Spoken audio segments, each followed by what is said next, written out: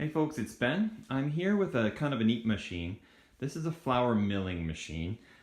It's kind of neat. At the elevator that I volunteer at, the Stettler P&H elevator, we have a couple milling machines, but this is the first one of this kind that we've ever been able to get our hands on.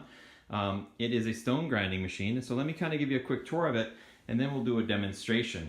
The initial history on this particular kind of unit, the patents are from the early, or I should say mid-60s.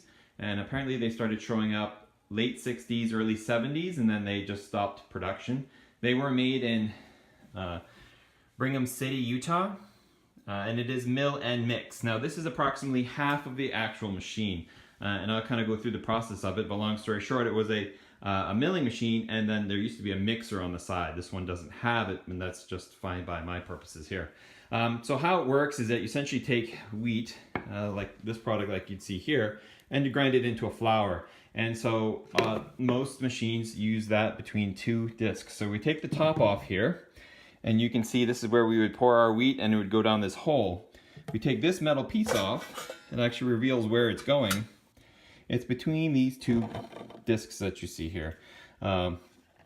We have a stationary disc, or stone I should say, and then we have a rotary stone. So the wheat goes in the center, it gets ground up as it leaves the outside, and then falls down below. And down below we have a tray, so we could actually pull our flour product out. There are two buttons on the machine. There's the on-off button, so if you pull this out, it turns the machine on. And then this controls the consistency. You watch, if I turn it, it will actually bring the blade closer or farther away. So this is how you control how finely ground you want your flour to be. Now we've got that top part there. You'll notice the construction, not super great. It's that chipboard type product, very popular in the 70s, probably inexpensive.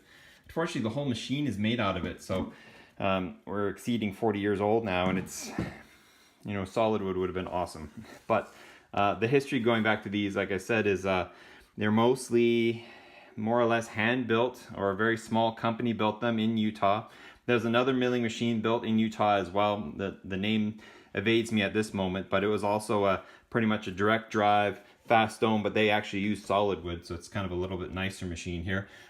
This rod that you see, the power switch goes from here through machine and actually hits a switch here. So if I unplug it and I just go click, you'll see it rock a switch back there.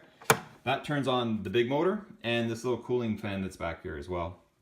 That's all that's in this back area here. It just spins that, and that's it. That's the simplicity of this machine. It's pretty much just a motor to a stone.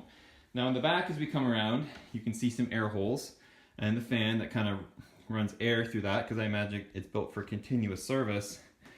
Back here, you'll notice some holes and this drive. This is direct drive off the motor as well.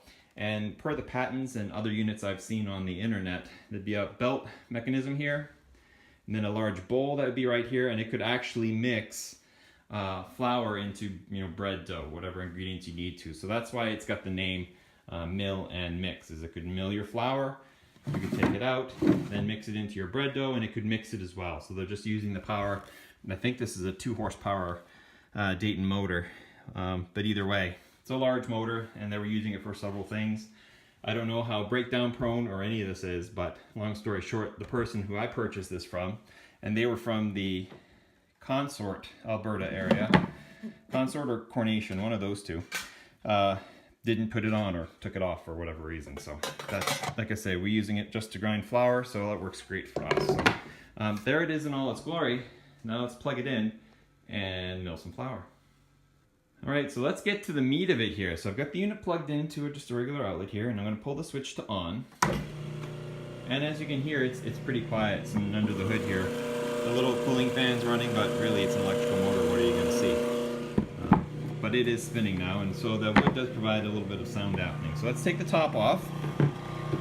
And if we open it up here, you can see our big spinning stone right there. So let me turn it in a little bit. Enough to just kissing them back up a little bit. Okay, there we go. So we're really tight there. This metal plate rests on a little screw right there, and that keeps the wheat out of the bin. And then I'm going to just take a cup here, pour it in.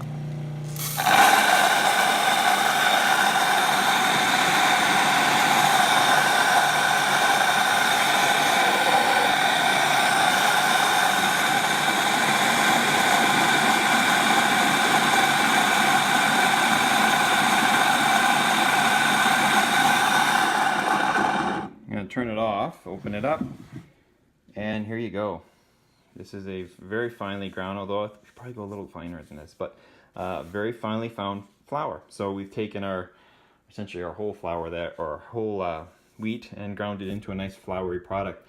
And as you can tell, its speed is fast. I featured another video, I'll link it here, to more of a home machine, but this thing is built for speed, really. So we'll turn it back on.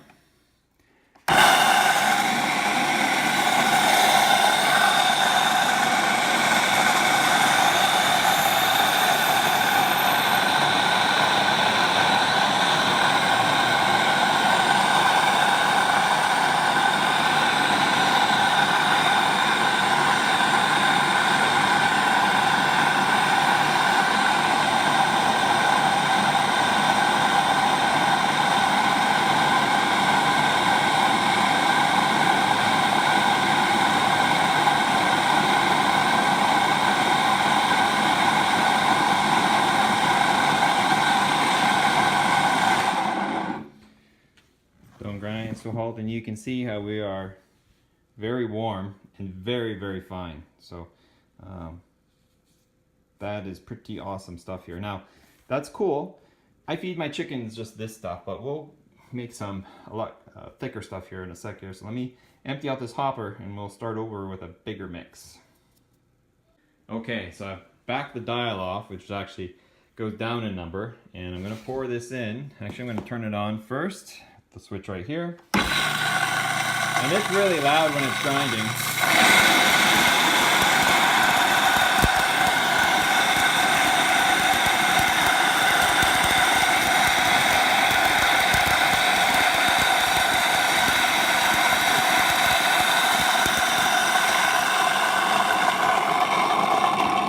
By backing the blades apart from each other, we're going to get a much coarse mix, and it is much more. It's not very fine. I don't know if the camera can focus in on that, but it's more chunky, kind of a cracked wheat kind of feel. I could back it apart probably even more and get it a little bit coarser if I was going to use it for like animal food or something along those lines there. So, and then if you open up the little metal part here, it's dusty. That's why it's there. And it just essentially grinds and falls right down into the tray that you see here. This particular model has had it repaired. There's some hot glue right there.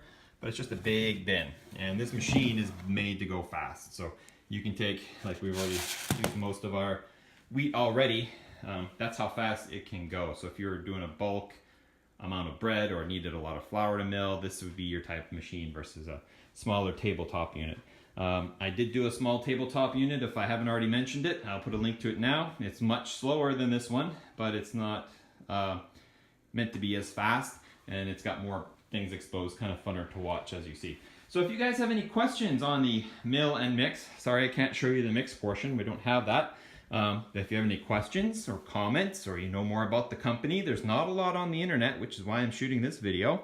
Go ahead and ask them. I'll be operating it probably twice a year at the Stettler, Alberta P&H elevator, where we do grinding, and we actually have a thrashing machine there. So this is some of that wheat that we've actually used through our thrashing machine, and then we grind up and people can use it to make things. And this will be one of those machines making it into flour for people to buy.